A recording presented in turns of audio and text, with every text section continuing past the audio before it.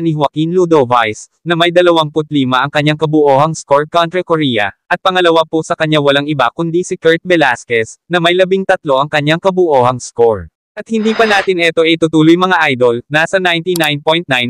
ang hindi nakapag-subscribe sa ating munting YouTube channel. Baka naman dyan, pasubscribe naman mga idol, para naman matulungan nyo ako umangat ang ating munting YouTube channel, at maraming salamat po.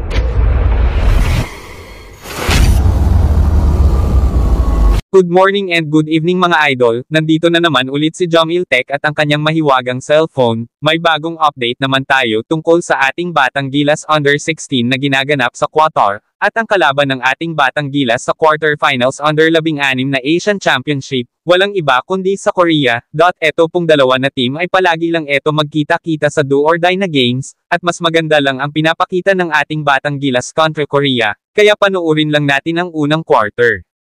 Kaya sa unang quarter palang makikita talaga na maganda ang shooting sa labas ang ating Batang Gilas, kaya palaging naghahabol ang Korea sa ating Batang Gilas, at natapos ang unang quarter na lamang tayo, ang score ay 28 para sa ating Batang Gilas, at 15 naman para sa kalaban natin na Korea. At makikita talaga dito na gusto talaga ng ating Batang Gilas, na tambakan ng husto ang Korea, kasi malapit na eto magkalahati ang lamang ng ating Batang Gilas, at eto po ang kanilang laro sa pangalawang quarter.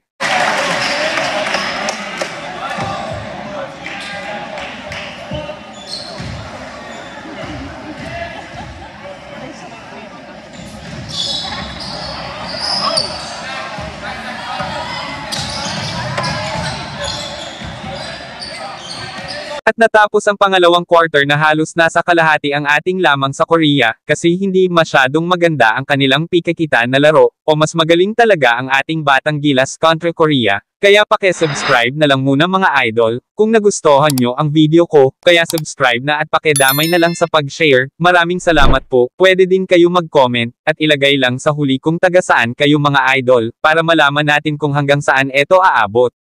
At hanggang umabot na lang sa huling quarter, hindi talaga nakahabol ang kalaban ng ating Batang Gilas, at makikita talaga dito na hindi na talaga makakaya pa humabol ang kalaban ng ating Batang Gilas na Korea, at hindi na talaga gusto habolan ng taga-Korea ang lamang ng ating Batang Gilas, at maganda din ang ipinakita ni Joaquin Ludovice, na may 25 ang kanyang kabuohang score kontra Korea, at pangalawa po sa kanya walang iba kundi si Kurt Velasquez, na may 13 ang kanyang kabuohang score. At sa kabila naman tayo, at pinangunahan po ito sa kanilang captain ng Korea, walang iba kundi si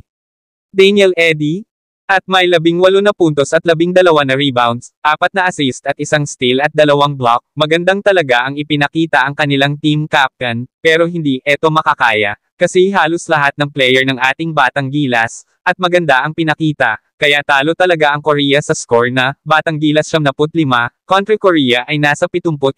at hindi pa natin ito itutuloy mga idol, paki-comment na lang at huwag kalimutan maglagay kung taga saan kayo nakatira, at pakidamay na lang sa pag-subscribe at share. Maraming salamat po, at hanggang dito na lang muna tayo mga idol, at maraming salamat po pala sa walang sawang panunood sa ating munting YouTube channel.